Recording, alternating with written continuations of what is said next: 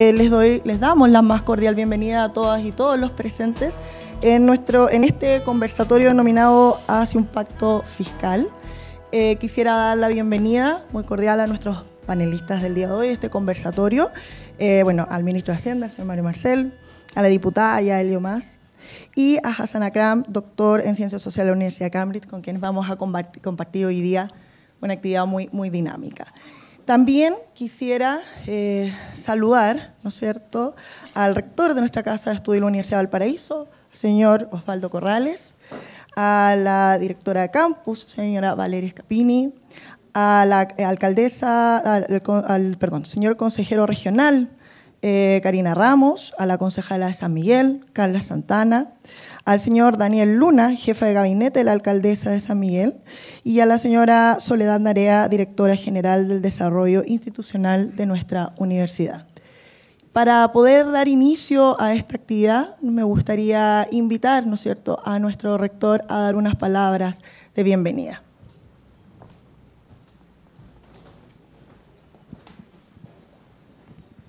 Hola, muy buenas tardes a todas y todos. Saludar, por cierto, a nuestros invitados, al ministro, a la diputada, a nuestro invitado especial, el doctor Hassan Akram, a todas y todos quienes hoy día están presentes en esta actividad. Simplemente decirles que para la Universidad del Paraíso es muy importante el vínculo que mantenemos con la comuna de San Miguel, de la que somos parte hace ya más de 15 años que estamos acá actividades de este tipo para nosotros son extraordinariamente relevantes y siempre vamos a estar disponibles para ofrecer nuestras instalaciones para acercar, digamos, las medidas que se toman desde la política pública a los ciudadanos y a las ciudadanas. Nos parece que esto es algo que es extraordinariamente importante para la democracia. Hace un minuto conversaba con la diputada Geomans, la red de universidades, el consorcio de universidades del Estado de Chile que tengo el honor de presidir, se puso a disposición de las autoridades públicas para el proceso de participación ciudadana que condujo en su momento a la formulación o que estuvo a la base o que fue considerado en la formulación de esta reforma tributaria, y nos parece que lo que viene ahora, que es un proceso de explicar, pedagógico, de acercar esas medidas que finalmente van a afectar a la vida de todos y todos, es también una parte, un aspecto muy importante, y de modo que para nosotros esta es una actividad que tiene una extraordinaria relevancia, donde la universidad se abre a los actores y a los agentes de la comunidad, de la ciudadanía, para que puedan entonces también participar y poder conocer de primera fuente, en este caso, los alcances y lo que va a significar y los impactos que finalmente, que es lo que nos importa, sobre la vida cotidiana de las y los ciudadanos va a tener esta reforma tributaria y digamos que nosotros esperamos que pueda traducirse, ¿no es verdad?, en mejora en la calidad de vida de todas y todos. Así que muchísimas gracias a nuestros panelistas por haber aceptado esta invitación, a la diputada Geomans por haber coorganizado esto, por habernos invitado a esta organización y por habernos considerado, y a todas y todos ustedes por estar hoy día presentes. Muchas gracias.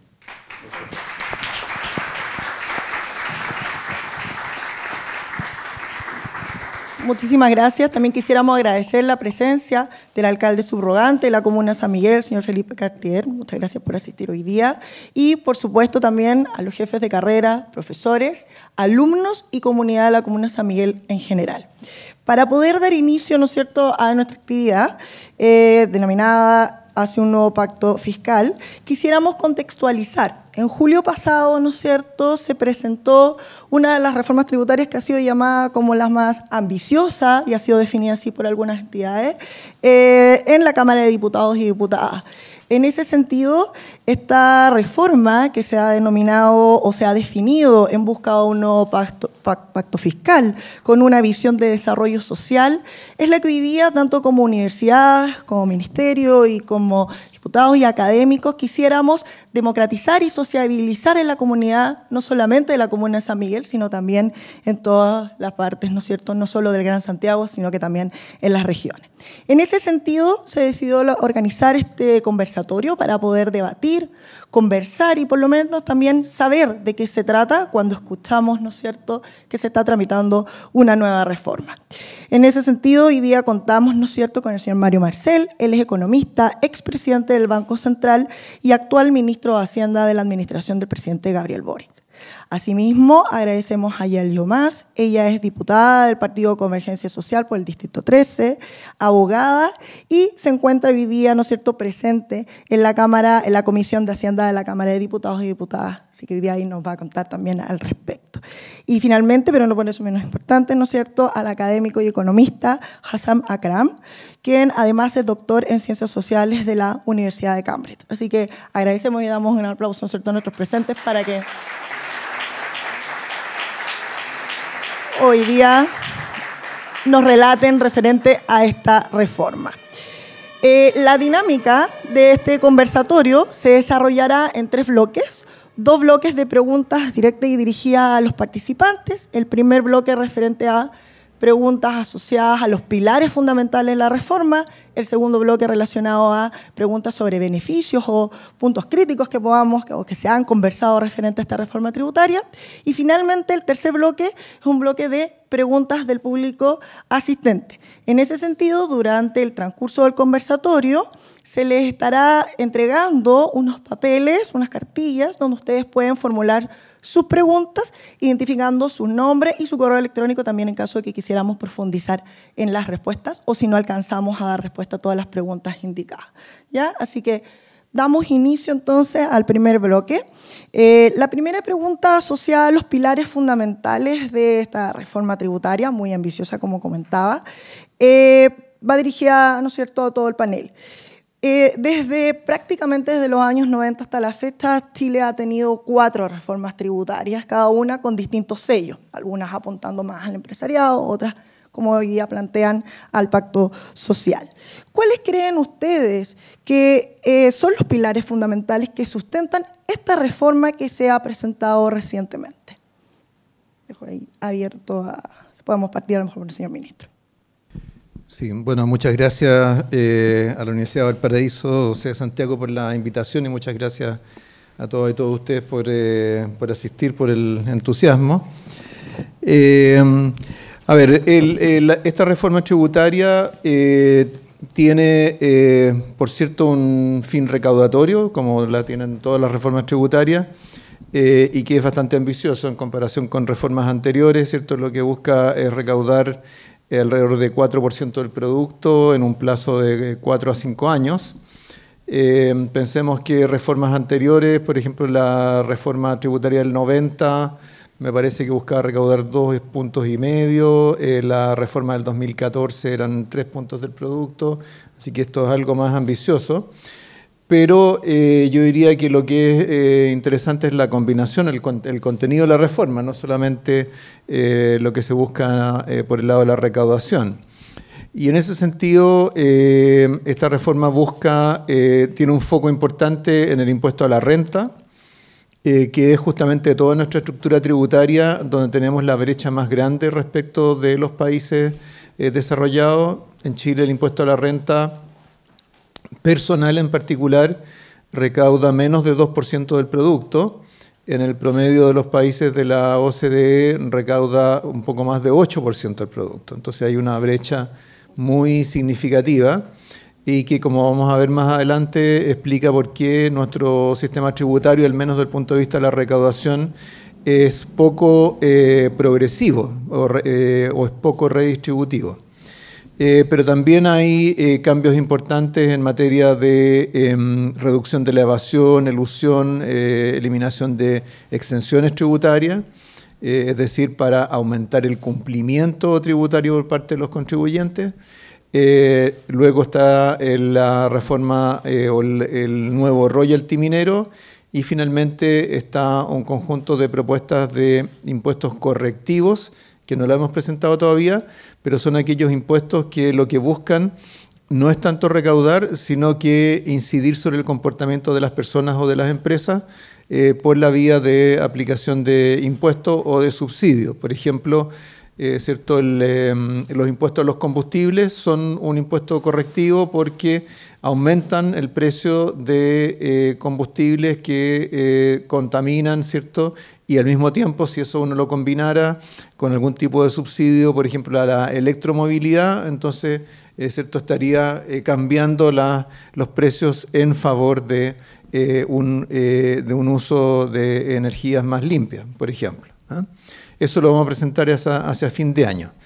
Entonces esos son los pilares fundamentales, los componentes fundamentales por el lado de la recaudación, y luego a cada uno de ellos está ligado a un cierto destino de los recursos, los impuestos que provienen más de las personas, más ligados a beneficios para las personas, ampliación de derechos sociales, los impuestos que gravan más a las empresas, beneficios más bien por el lado de diversificación de la base productiva del país, aporte de recursos a los gobiernos regionales en el caso del royalty minero y también de los impuestos correctivos. Entonces esa es más o menos la arquitectura de esta reforma, que como vemos está estructurada en varios proyectos de ley, algunos ya en discusión, otros que se van a presentar de aquí a fin de año. Muchísimas gracias, ministro. Gael, si quisiera complementar algo respecto a los pilares. Bueno, primero también quería agradecer la presencia de la alcaldesa Javiera Reyes, la alcaldesa de Lo Espejo. Creo que primero es importante que podamos tener un espacio en donde estén las autoridades locales, autoridades que además han visto, y bien, bueno, quienes viven en las comunas del Distrito 13, que es un distrito que tiene una alta precarización, que tiene altas necesidades, también por lo mismo requiere recaudación fiscal desde una mirada de la distribución de la riqueza, y por lo mismo creo que es importante discutir y conversar sobre la necesidad, ¿cierto?, de esta reforma tributaria. Yo quería partir por ahí en el reconocimiento del trabajo que han hecho, bueno, el mismo ministro, la subsecretaria y los equipos para presentar una reforma que tiene objetivos sociales, que parte desde ahí, que se realizó desde un diálogo social en donde se levantaron estas necesidades también.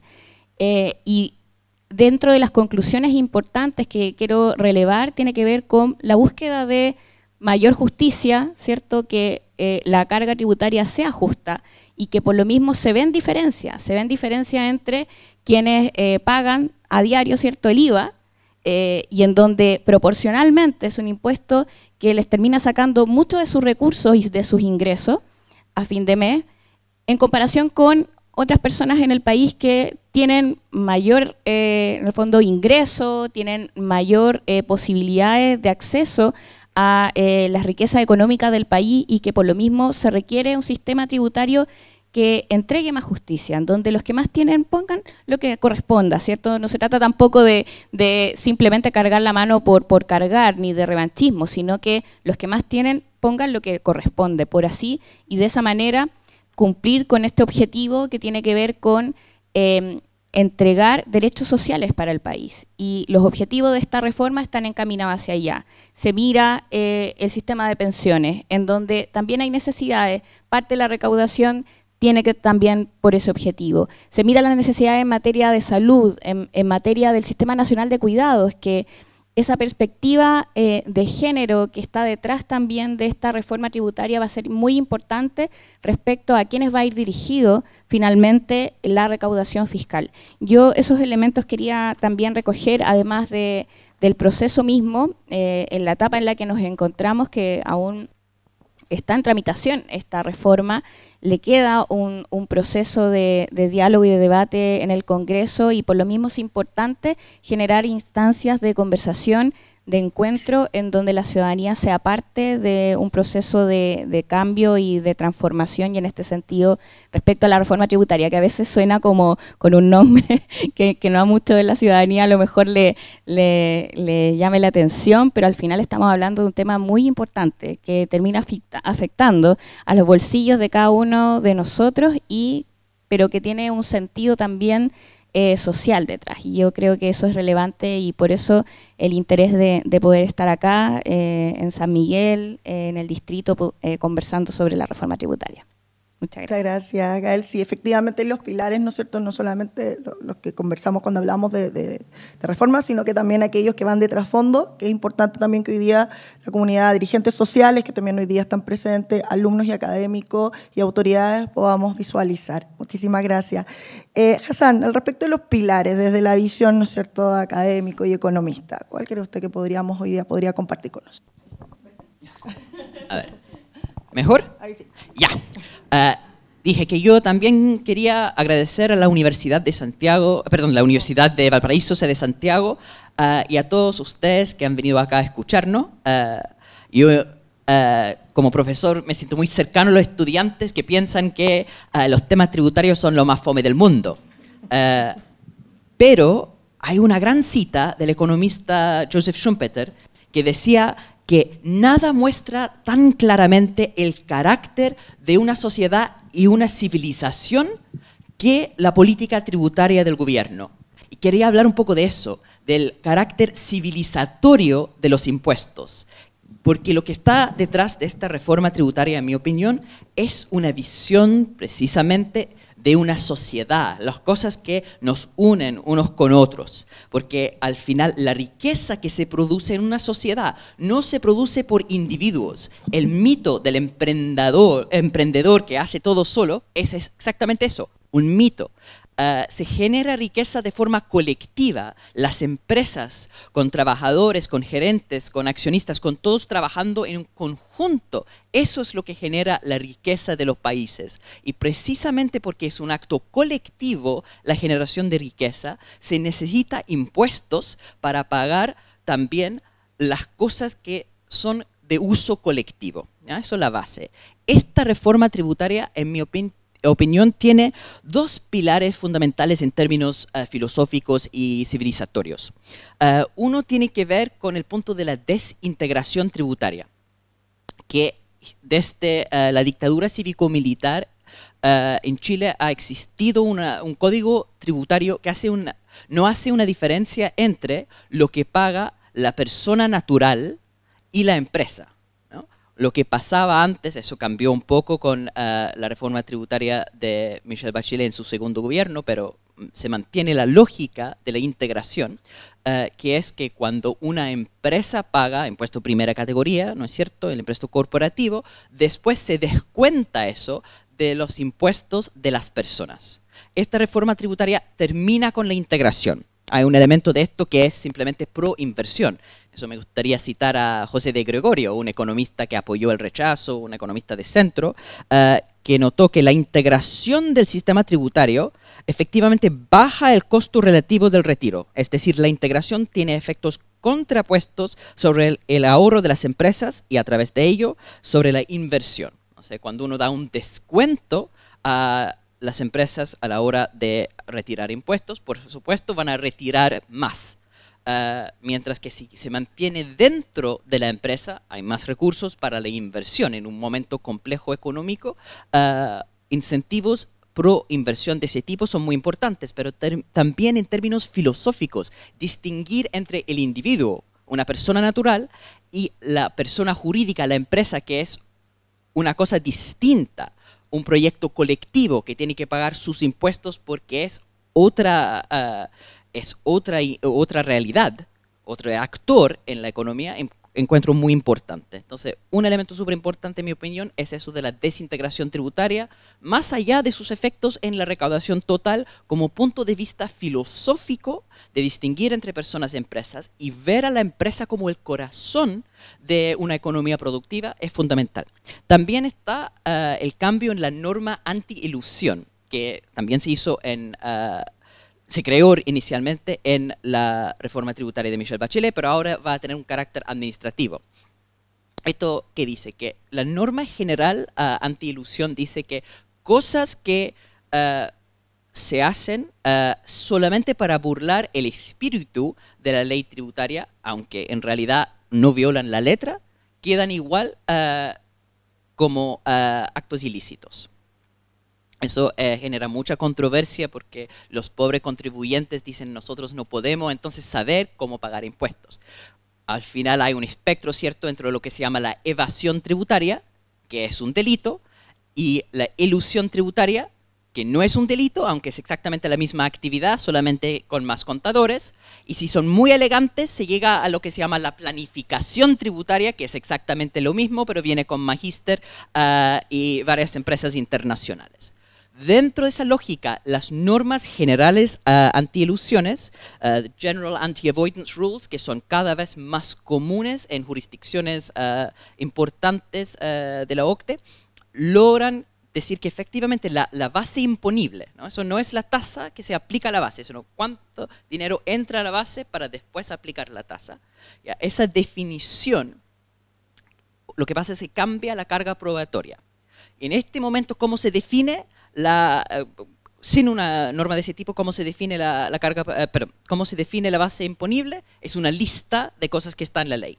Ahora sí, cualquier cosa podría estar en la base imponible, salvo las excepciones explícitamente mencionadas. Entonces, para justificar no tener algo en la base imponible sobre el cual se va a cobrar el impuesto, es trabajo del contribuyente en vez del Estado.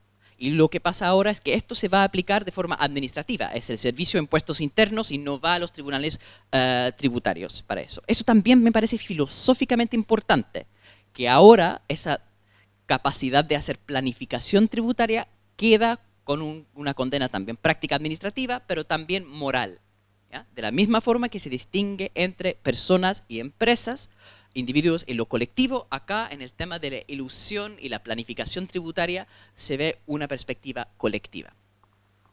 Muchísimas gracias. Bueno, creo que desde las distintas visiones, ¿no es cierto?, del Ministerio, diputada y académica, logramos redondear un poco, ¿no?, los pilares de esta reforma que está, tal como decía la diputada, en tramitación. Les recuerdo que si hay preguntas, ustedes levantan la mano y les van a dejar algunos papeles para que puedan redactarlas.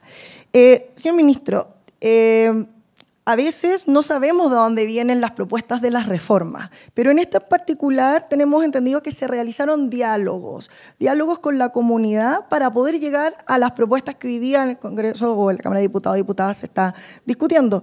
Nos gustaría, si nos pudiese comentar, ¿cuáles fueron una conclusión de estos diálogos y qué han aportado a la elaboración final de esta reforma?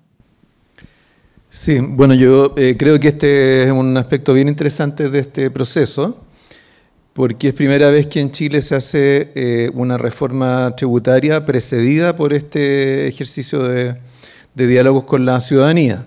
Tradicionalmente en Chile las reformas tributarias que conocimos se preparaban entre algunos técnicos, expertos, digamos, entre cuatro paredes, para decirlo coloquialmente, y de pronto el país era sorprendido por una propuesta de reforma tributaria. Incluso, bueno, a mí me llegó a tocar tiempos en los cuales se pensaba que no era bueno que un candidato que quisiera hacer una reforma tributaria en su eventual gobierno lo dijera durante la campaña electoral. Entonces, claro, teníamos un proceso muy técnico, pero hasta dónde eso era capaz de llegar a la ciudadanía no era muy evidente. Y creo que aquí el tema que plantea Hassan de que acá los impuestos son una de las cosas que vinculan al Estado con la ciudadanía, es bien central. Entonces uno puede preguntarse cómo se podría hacer una reforma tributaria sin conversar con la ciudadanía. Bueno, durante mucho tiempo se hizo de esa manera. ¿Cómo lo organizamos nosotros? Hicimos diálogos por todo Chile, en los cuales, diálogos presenciales, en los cuales se convocó a actores de la comunidad a conversar sobre impuestos. Y esa discusión se dio en dos niveles. Hubo diálogos de carácter más general con organizaciones sociales, de trabajadores, etcétera, y también hubo unas mesas técnicas que funcionaron en paralelo. Lo que buscamos particularmente en los diálogos sociales mismos fue identificar qué características deseables debería tener un sistema tributario para las chilenas y chilenos. Y la verdad es que las respuestas que obtuvimos fueron muy interesantes, bien claras en tres categorías. En primer lugar, un criterio de justicia.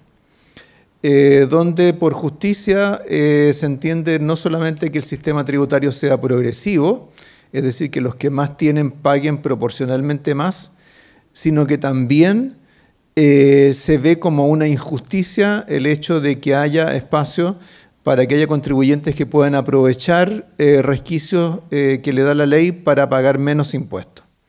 O sea, la elusión que lo mencionaba recién es visto como una manifestación de injusticia o de desigualdad, el hecho de que alguien pueda aprovechar esos resquicios para pagar menos impuestos. Entonces, primero, ¿cierto? Una clara señal en términos de buscar más equidad. En segundo lugar, se plantearon temas ligados con la reciprocidad. Es decir, que el hecho de que el Estado recaude impuestos de la ciudadanía le genera obligaciones también hacia la ciudadanía. Mirado desde el punto de vista del Estado, en el fondo, los impuestos no es plata que la ciudadanía nos esté regalando, sino que nos está, por así decirlo, prestando para que nosotros lo usemos para propósitos socialmente deseables. Entonces aquí el lado del gasto de lo que es el sistema tributario pasa a ser también bien importante, pero importante no solo en términos de en qué se gasta, sino que cómo se gasta. O sea, usar los recursos con responsabilidad en función de las prioridades de la ciudadanía, con transparencia, etc. Y hay un tercer grupo de temas que tienen que ver con cómo facilitarle la vida a los contribuyentes, preocuparse de tener un sistema tributario que sea fácil de entender, donde sea fácil pagar los impuestos, ya es suficientemente doloroso pagar los impuestos, pero por lo menos que sea más fácil, y que haya un esfuerzo de educación a los contribuyentes, que si cierto alguien tiene dudas o no sabe bien cómo pagar un impuesto o cuándo se le aplica, tenga cierto las instancias de consulta accesibles correspondientes. Entonces esos tres grandes temas aparecieron en la consulta ciudadana y entonces la propuesta de reforma tributaria, si bien es mucho más específica que estas tres cosas, sí para nosotros es una responsabilidad asegurarnos de que refleje esos valores y esos criterios o prioridades que surgieron del diálogo con la ciudadanía. Muchísimas gracias. Y entonces el tópico de la reforma hacia la justicia social, ¿no? Muchísimas gracias. Bien. Diputada, usted está en este minuto en la Comisión de Hacienda, ¿no? Y me imagino que la reforma ya es parte de la discusión prácticamente desde el mes de julio. Si nos puede contar algunas confidencias, ¿no?, respecto a esta comisión, pero principalmente, ¿cuáles son los puntos más aprobados o aplaudidos de esta propuesta de reforma? Pero también, ¿cuáles han sido los más críticos o mirados con más temor por parte de las diputadas y diputados que forman parte de la comisión? Bueno, lo primero que desde el inicio del trámite de la reforma se ha tenido harta por parte del gobierno de generar espacios de trabajo conjunto con los asesores de y los parlamentarios. Además, igual se hizo un proceso de audiencia en que se escuchó a distintas actorías, entre ellos pymes, también grandes empresas, de hecho también distintos asesores, y creo que fue importante para poder retribuir el trabajo que me está fallando nuevo el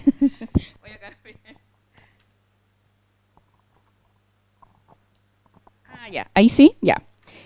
Para retribuir el trabajo de la comisión como tal. Yo diría que primero hay un debate sobre si es el momento o no, que es el debate que siempre se da, ¿cierto?, con respecto a la reforma.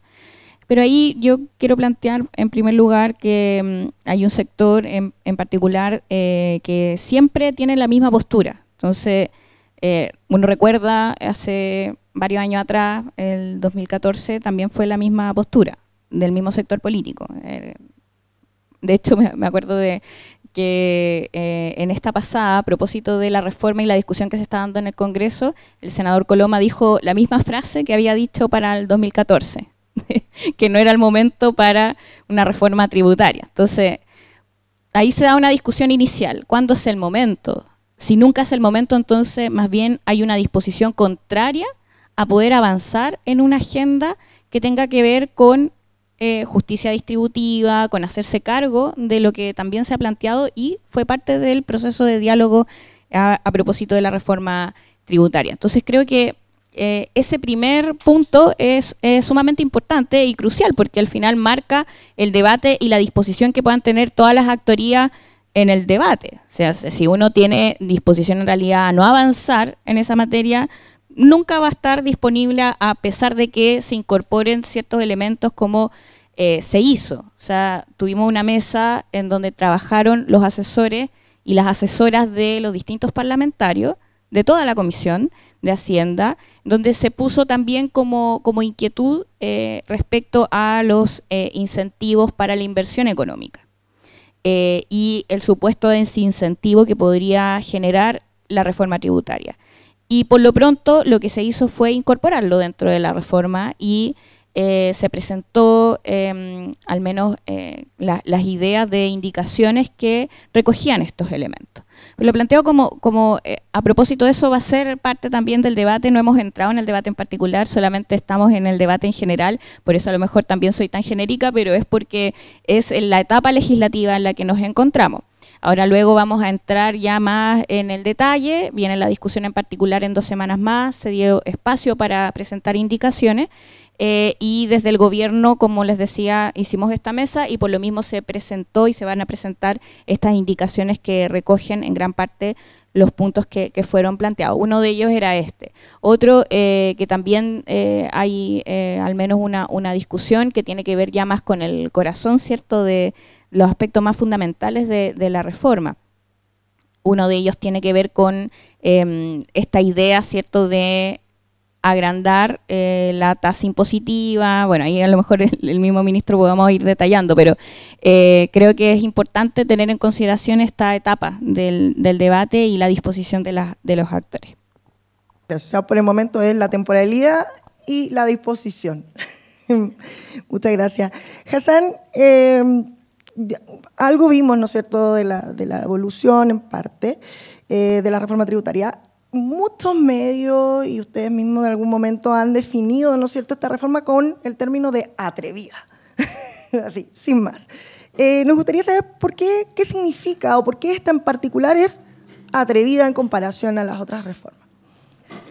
Bueno, más allá de la seriedad técnica con que se ha diseñado esta reforma tributaria, que es atrevida, es atrevida. O sea, después del fin de la dictadura cívico-militar, ¿no?, con el comienzo de la transición democrática, con un consenso nacional de la urgencia de aumentar el tamaño del Estado y reparar la deuda histórica. Acuérdense que los años 80, después de la crisis financiera que fue exacerbada por las malas decisiones de los Chicago Boys, se ha bajado en términos reales los salarios de muchos funcionarios públicos como los mismos profesores. Ahí está la queja histórica.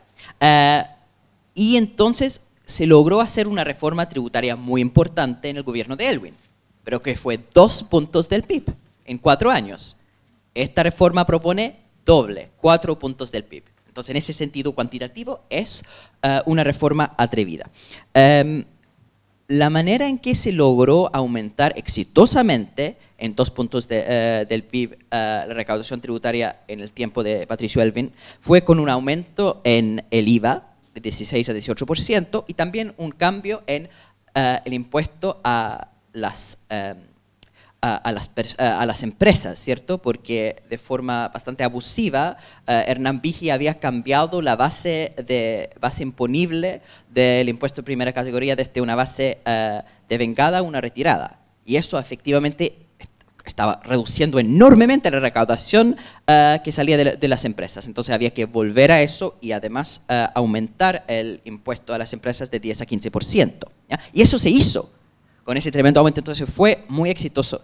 Esta reforma, que es más grande, que propone royalty minero, que propone también la desintegración del sistema tributario, un impuesto al patrimonio y todos los demás, entonces podría hacer cosas similares en términos de un cambio de paradigma. Al final lo que logró Aylwin fue reivindicar el rol del Estado en la economía y en la sociedad Y ahora lo que se está buscando es una revalorización del Estado porque estamos en otra etapa del desarrollo de la economía nacional, ¿cierto? Una cosa es ser una economía de ingresos medio-bajo y exitosamente en los tan discutidos 30 años se hizo un salto para llegar a ser un país de ingresos medio-altos.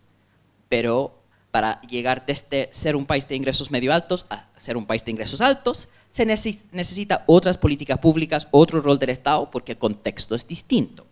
En ese sentido, es atrevido plantear un cambio tan profundo, porque muchos países no lo han logrado. Eso es lo que se llama la famosa trampa de los ingresos medios. Países llegan a ser exitosos hasta cierto punto, pero para el próximo salto necesitan un Estado bastante más ágil en su intervencionismo, y ahí la capacidad de bloqueo, el lobby de los empresarios que han logrado cierto éxito gracias a las reformas anteriores, pero no están dispuestos a acompañar para el próximo salto, ha sido bien complejo. La reforma de Michelle Bachelet proponía 3 puntos del PIB y solamente logró 1,6.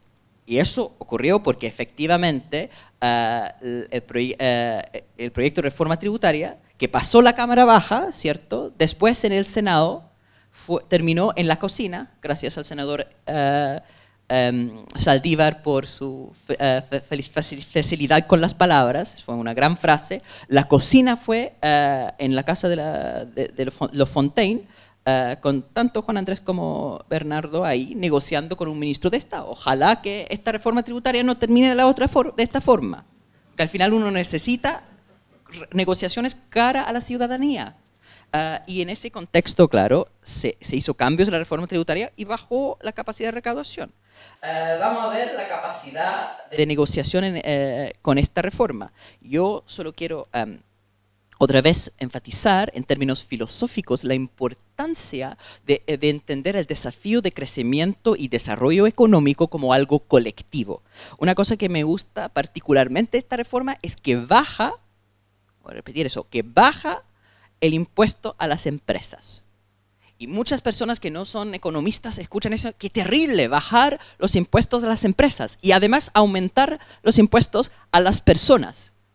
Pero ojo, esa visión que tenemos de las empresas como si fueran una cosa mala y las personas como si fueran unos blancos angelitos, es un error. Si uno va a los países que tienen derechos sociales universales, países nórdicos, por ejemplo, tienen altos impuestos a las personas y bajos impuestos a las empresas, porque las empresas son actividades o instituciones colectivas que buscan aumentar la riqueza nacional. El momento que se saca recursos de las empresas y los terminan en los bolsillos de los empresarios como personas, se pierde la posibilidad de la inversión y la transformación productiva. En ese sentido, ¿qué hace esta reforma tributaria? Dice, en vez de 27%, el impuesto de primera categoría se baja a 25%.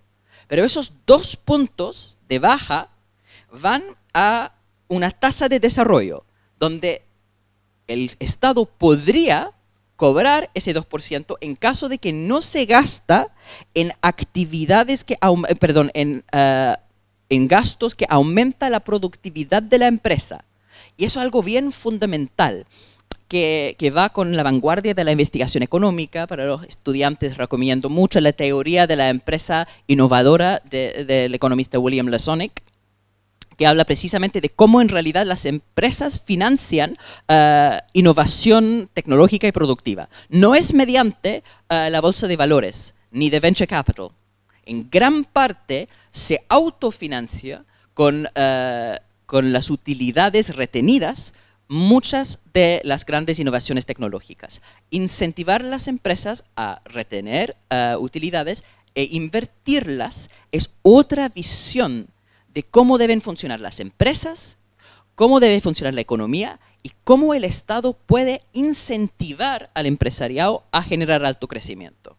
Y esto yo creo que es lo más atrevido, lo más interesante de esta reforma. Si lo van a lograr, eso depende de los políticos. Muchas gracias. Sí, bastante atrevido y creo que nunca he escuchado antes las 4 reformas anteriores que llevamos prácticamente 35 años. Señor ministro, me voy a poner como la Comisión de Hacienda en la temporalidad. Las expectativas de crecimiento nacionales e internacionales, hemos visto, y usted mismo ha comentado en el último tiempo, no son las mejores, ¿ya? En ese sentido, ¿qué expectativas o pronóstico tenemos con esta reforma que se está proponiendo? Muy bien. Bueno, déjeme nada más comentar respecto de la pregunta anterior, que es interesante, ¿cierto?, el concepto atrevido, porque es una manera, es como darle un vuelco a un concepto que yo creo que todos consideramos que sería valioso, que es el atreverse a hacer las cosas, ¿no? Atrevido le da como un sesgo negativo de insolencia, ¿no? Pero es muy importante atreverse a hacer las cosas. Y en este caso nos hemos atrevido a hacer cambios importantes, bueno, ya se ha comentado. Pero claro, esta pregunta se refiere al contexto en el cual se está proponiendo esta reforma tributaria. Mire, efectivamente tenemos un escenario que es complejo, un escenario que está marcado por las réplicas de lo que fue la crisis del COVID sobre la economía mundial.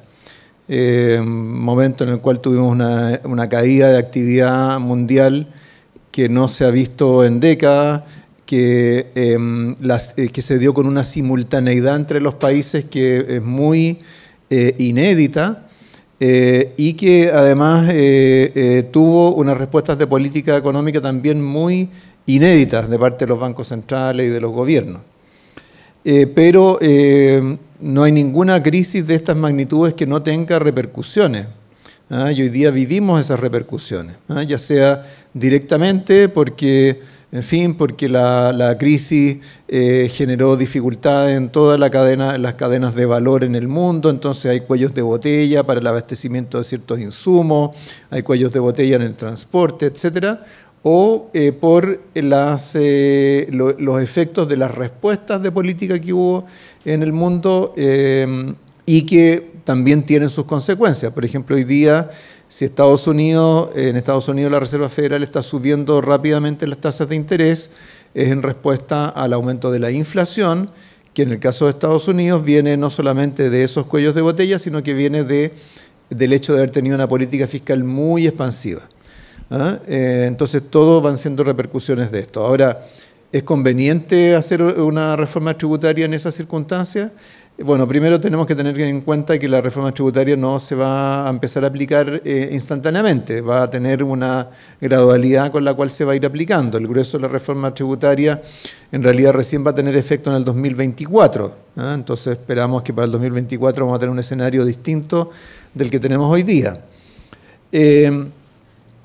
Pero además yo creo que la coyuntura en la cual hemos vivido nos ayuda a entender por qué una reforma tributaria es necesaria. O sea, si uno mira retrospectivamente lo que fue la crisis del COVID-19, nos encontramos, por ejemplo, que en comparación con, por ejemplo, con países europeos, ¿cierto? En Chile, para poder ayudar a las personas que estaban sufriendo, a los trabajadores que estaban perdiendo su empleo como producto de la crisis, en Chile no teníamos un sistema de seguridad social bien desarrollado que nos permitiera, ¿cierto?, canalizar por esa vía los apoyos a los hogares. Entonces terminamos, ¿cierto?, con estos beneficios casi universales que le costaron mucho al fisco, pero que a veces incluso también dejaron gente que necesitaba una ayuda, la dejaron fuera. Entonces, construir sistemas de seguridad, de protección social, es un paso muy importante en el desarrollo de los países. Si uno quiere buscar coyunturas complejas, yo les puedo contar, por ejemplo, aprovechando aquí que con Hassam estudiamos en la misma universidad, en el origen del estado de bienestar en el Reino Unido fue en los años de la posguerra, fue en el gobierno laborista de Attlee, que fue elegido en el año 45.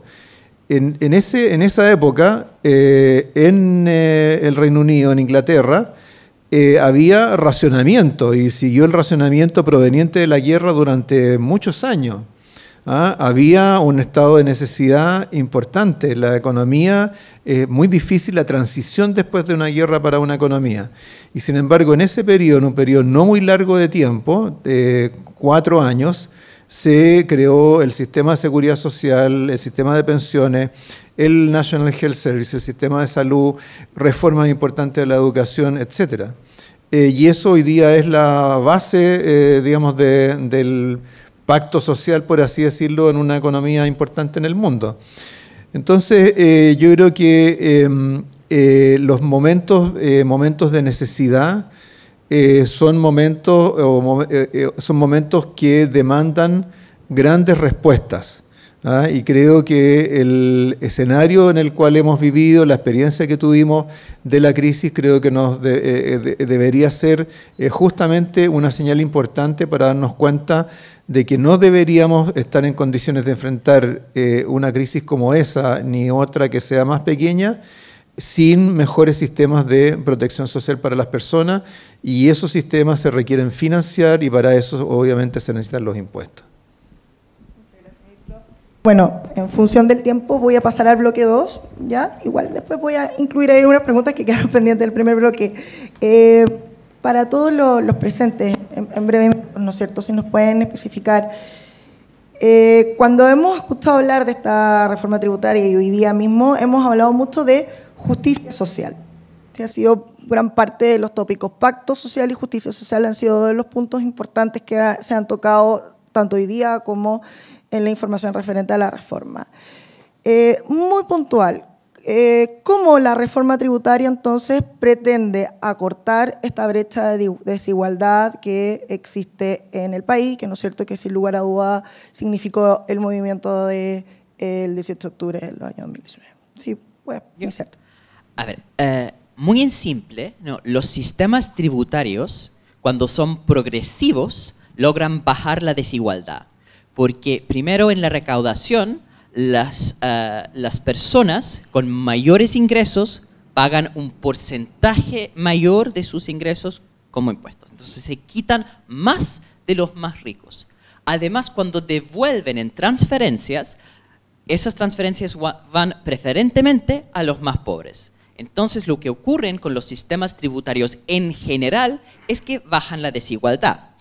Si uno mira los niveles a nivel internacional, en Francia e Italia, por ejemplo, el efecto de los impuestos más las transferencias reduce la desigualdad, medido por el Gini, en un 40% aproximadamente.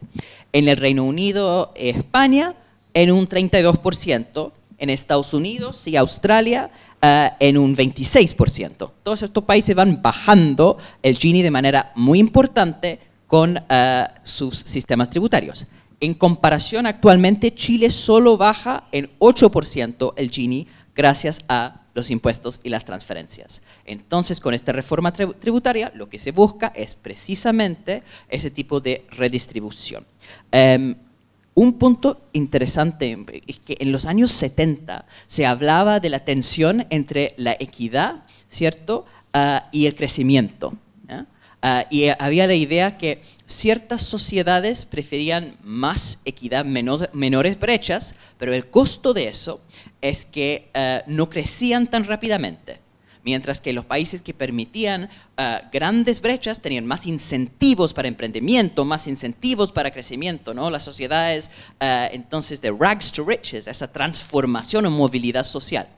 Hoy día, los datos de un grupo de comunistas extremos, el Departamento de Investigación del Fondo Monetario Internacional, ustedes lo conocen, ¿cierto? Tienen datos bien interesantes que demuestran que los países que son más igualitarios también crecen más. Ese famoso trade-off, esa famosa tensión entre equidad y eficiencia no existe. Y lo que dice el Fondo Monetario Internacional es claro, cuando uno tiene sociedades que son más desiguales, las personas en promedio son más pobres y por ende tienen menos recursos para invertir en lo que los economistas llaman mejorar el capital humano, que es principalmente estudiar, aprender a ser más eficientes, aprender a ser más productivos, ¿ya? Entonces, cuando uno tiene sistemas impositivos que aumentan la igualdad, uno llega a otro tipo de justicia, la justicia de que todos vamos a ser más prósperos, porque existe una brecha no solamente dentro de Chile, sino una brecha de Chile con las economías más desarrolladas. Y para cerrar esa brecha, para tener el alto crecimiento a largo plazo que transforma la economía, este tipo de reforma es importante. Es cierto lo que dice el ministro acerca de Inglaterra, que se logró en los años 40 y 50, en situación de crisis social, crear un sistema de seguridad social y estado de bienestar. Pero eso se logró porque había un pequeño asunto llamado la Segunda Guerra Mundial. Y lo que pasó es que la clase trabajadora había dado su vida para defender la patria. Entonces había una lógica, si los soldados estaban volviendo, no podía ser que ellos no iban a recibir los beneficios de haber hecho ese tremendo sacrificio. Se generó un consenso social, y cuando hablo de consenso social, hablo específicamente de una aceptación de parte de la élite británica, de noblesse oblige, que la nobleza obliga, que en este momento tenemos que aceptar este aumento en la carga tributaria en pos de una visión mayor que es la nación. Si uno mira las economías capitalistas más exitosas, ¿no? El alto crecimiento en la posguerra se nota, por ejemplo, en Corea del Sur, ¿no? Interesante el ejemplo. ¿Qué pasó cuando el intervencionismo económico del Estado coreano decía a los empresarios que tenían que invertir más? Los empresarios empezaron a hacer unas reacciones anti-inversión, el lobby, pero esos mismos empresarios habían colaborado en la pérdida de la guerra, que habían sido invadidos y conquistados por los japoneses. Entonces los empresarios quedaban sin el prestigio y sin el poder para vetar la reforma. Otro gran ejemplo que siempre doy, en Francia en la posguerra se quería nacionalizar la empresa Renault, y la familia Renault demandó porque se hizo la expropiación sin pagar indemnización. Mal visto, ¿no?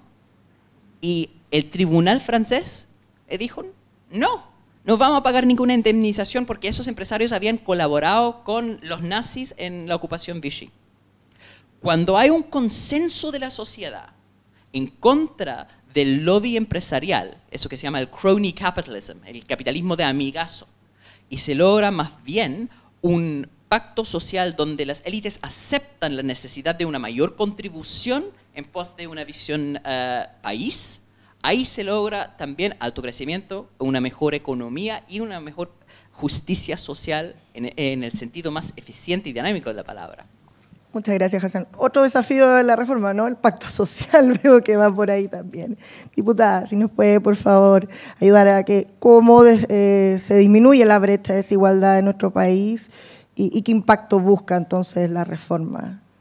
Bueno, yo quiero agregar otro tópico que tiene también que ver con las desigualdades, que son las desigualdades de género, y que también cruza respecto a los derechos sociales, porque actualmente en nuestro país quienes más sufren las desigualdades son las mujeres que se dedican al trabajo doméstico de la casa, que no tienen remuneración y que por lo mismo sus jubilaciones se ve un impacto después a futuro. Y por lo mismo hay dos miradas que uno podría tener respecto a cómo se resuelve desde esta reforma tributaria. Uno que tiene que ver con generar mayor justicia, ¿cierto?, en materia tributaria, y varios de los aspectos que a mí me llama la atención, que son parte de lo que se dice a diario, ¿cierto?, que es lo que se ve injusto, que era lo que salía en los diálogos que decía el ministro. El hecho de que los que más tienen también mejores condiciones para no pagar impuestos, ¿cierto?, porque se asesoran, porque buscan mecanismos, porque sortean la ley. Y por lo mismo, esa parte de la reforma tributaria me parece fundamental en términos de lo que es justo, ¿cierto?, de que todos, independiente del nivel económico que tengamos, a lo mejor sin tener gran asesoría, tengamos que pagar lo que corresponda. Creo que en esa dimensión, el apartado de la reforma tributaria que tiene que ver con los mecanismos de evasión y de elusión, ¿cierto?, el poder combatirlo, creo que es un tema que también, a propósito de lo justo, da en el clavo. Y lo segundo tiene que ver más bien con la perspectiva de derechos sociales. Cuando hablamos en materia de pensiones, que era el caso que también le reflejaba, ¿cierto?, respecto a las jubilaciones futuras, el pensar en un sistema previsional que mire las desigualdades existentes en esa materia, que se haga cargo de la brecha salarial, que se haga cargo de las lagunas que no son por no trabajar, sino por haber trabajado no remuneradamente, y que eso permita que en el futuro, independiente de lo que viví, ¿cierto? Independiente de a lo que me tuve que dedicar laboralmente, independiente de que me tuve que hacer cargo de labores de cuidado incluso remuneradas, porque las labores de cuidado remuneradas también uno puede ver que hay una diferencia salarial en lo que uno se dedica en el trabajo. Entonces, en ese sentido, independiente de eso, al terminar la vida, ¿cierto? Cuando ya estamos en momento de dejar las labores remuneradas y tener que jubilarnos, tengamos lo suficiente para poder subsistir, ¿cierto? Y que ese piso lo entregue el Estado, y no que tenga que uno, ¿cierto?, rascarse con sus propias uñas, como se dice. Y creo que eso es importante desde la perspectiva de tener protección social. Por lo mismo, esta reforma, dado que tiene y busca esos objetivos, también creo que ambas miradas ayudan a disminuir las desigualdades. Es ese punto entonces que se enfoca también, o que la denomina como una reforma feminista, ¿no? Va enfocado a esta... ¿Cierto? Ahí sí, es que la veo. Por cierto, y también en lo que respecta al Sistema Nacional de Cuidado, que es parte de los objetivos de recaudación de esta reforma. Muchas gracias, ministro. En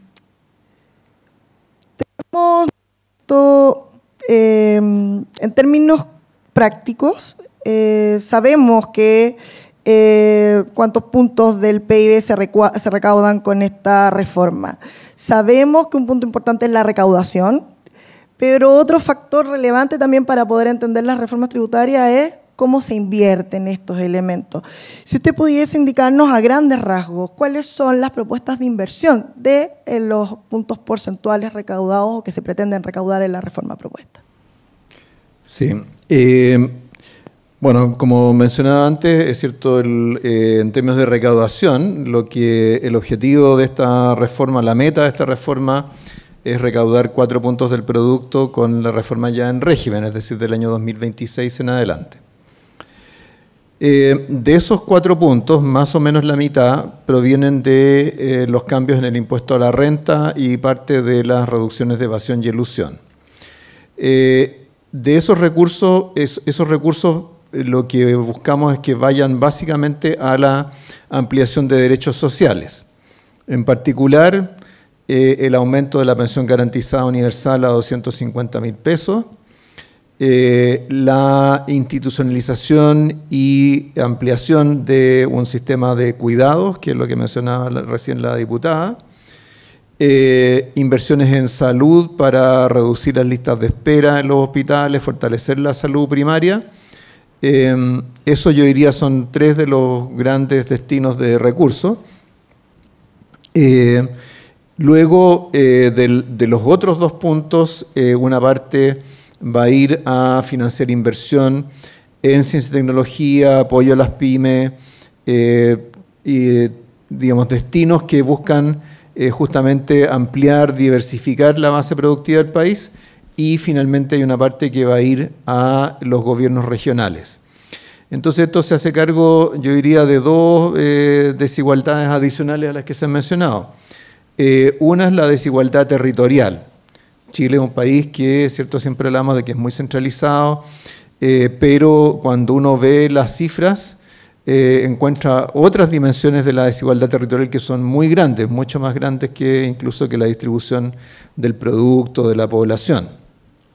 Entonces, acá, cierto, parte de la recaudación del royalty, parte de la recaudación de los impuestos correctivos van a ir a los gobiernos regionales para financiar planes de desarrollo de las regiones. Otra desigualdad de la cual nos estamos haciendo cargo es de la desigualdad en términos de riesgos. Si hay algo que es más desigual que la distribución de los ingresos, es la distribución de los riesgos en la sociedad. ¿Por qué? Porque si una persona de ingresos medios, altos, se enferma, sufre un accidente, llega a la vejez, etcétera, esa persona probablemente va a tener ahorros, va a tener algún tipo de activos que si pierde el empleo, ¿cierto?, que le van a permitir seguirse financiando. Un pobre no tiene apoyo, no tiene otros recursos que los que obtiene de sus ingresos cotidianos. Y por lo tanto, la distribución de los riesgos en la sociedad es muy desigual. Entonces, cuando, por ejemplo, hablamos de una pensión garantizada universal, no es un beneficio focalizado porque está diseñado para cubrir el 90% de la población. Pero lo que apunta es a ayudar a construir un sistema de protección social, de protección contra esos riesgos que todos enfrentamos, pero que son mayores para los más pobres. Cuando los riesgos sociales están bien cubiertos, las sociedades también se vuelven mucho más productivas, porque quiere decir que esa tolerancia al riesgo que uno puede tener la puede aplicar a emprender, la puede aplicar a desarrollar una nueva actividad, a buscar mejores empleos y no necesariamente estar luchando por la subsistencia cotidiana. Por eso, protección social, si bien en términos de su aplicación es muy amplia en la sociedad y así debe ser, por otro lado, le permite a la sociedad ser más emprendedora, más innovadora, más atrevida, para usar la palabra que citamos antes. Muchas gracias, ministro. Bueno, en función del tiempo voy a hacer la última pregunta del segundo bloque para poder responder también las preguntas de los presentes. La dejo abierta a quien pueda responder. Hemos hablado del gran empresariado, hemos hablado de la gente, también cómo le va a afectar. Y esta pregunta va dirigida a las pymes, ¿no? El motor de la economía y la empleabilidad en Chile. ¿Cuál será o hay algún apoyo previsto para que las pymes se puedan adecuar a este nuevo cargo fiscal si es que la reforma, ¿no es cierto?, tiene éxito? Cualquiera que pueda ir. Sí, bueno, respecto a las pymes, lo primero que hay que tener claro es que las pymes no sufren costos con esta reforma, más bien tienden a beneficiarse. Las pymes en Chile tienen un régimen tributario distinto de las grandes empresas. Tienen un régimen tributario simplificado, integrado, y eso no lo está cambiando la reforma tributaria. Lo que sí está haciendo la reforma es crear algunos beneficios adicionales para las pequeñas empresas.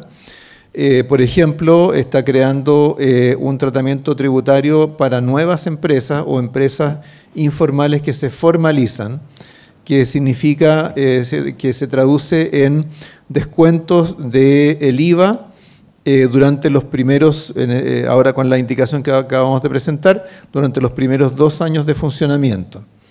Entonces, eso significa que durante los primeros 6 meses de esa empresa va a recibir un crédito que le va a permitir evitar pagar el IVA por las actividades que desarrolle. Luego, en los 6 meses siguientes, eso se reduce a la mitad, luego a la cuarta parte y así hasta abarcar los primeros 2 años. Entonces, eso es un incentivo muy importante a formalizarse y a crear nuevas empresas. ¿Por qué no hacerlo a través del impuesto a la renta? Bueno, porque normalmente las empresas nuevas no tienen utilidades, entonces no les toca pagar impuesto a la renta y un beneficio definido en el impuesto a la renta no les va a servir.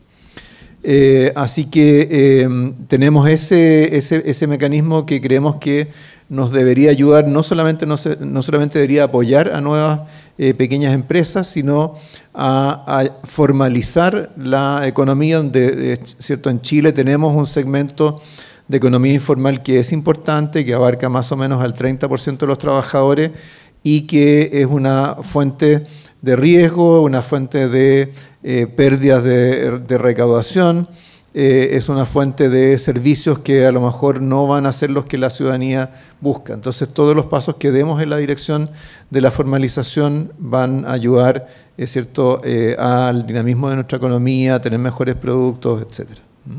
Muchísimas gracias, ministro. Gael, ¿quisiera complementar? ¿No? Bien, entonces vamos a iniciar el tercer bloque, que es el de las preguntas del público. Hemos escogido 2 preguntas por panelista, está muy interesante.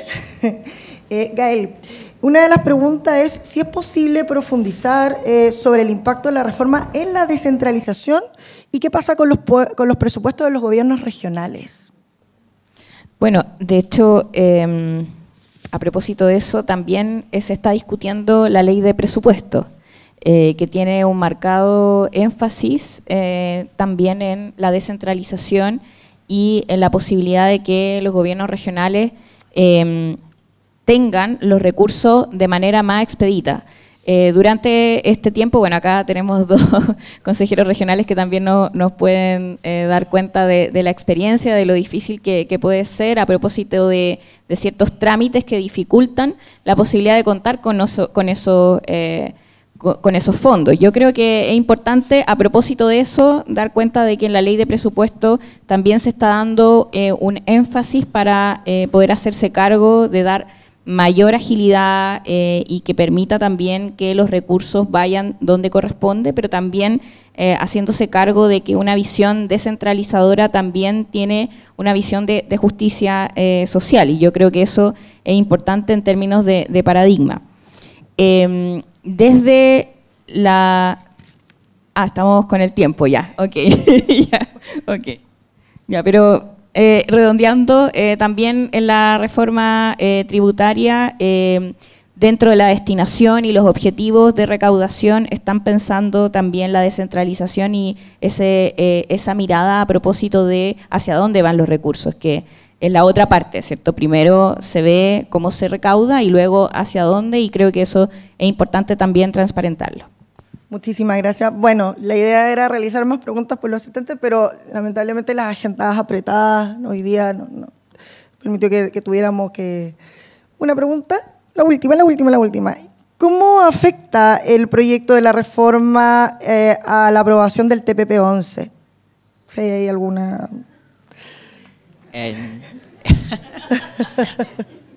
¿En qué? No hay ahí... En absolutamente nada. Nada. Más allá de la estrategia legislativa. Perfecto. Ok, entonces, bueno, con esta actividad la idea es sociabilizar, ¿no es cierto?, democratizar la reforma, la propuesta de reforma tributaria, y a continuación quisiéramos invitar rápidamente al rector de la Universidad Valparaíso, don Osvaldo Corrales, si pudiese entregar unos presentes a los panelistas que hoy día nos acompañaron en esta actividad.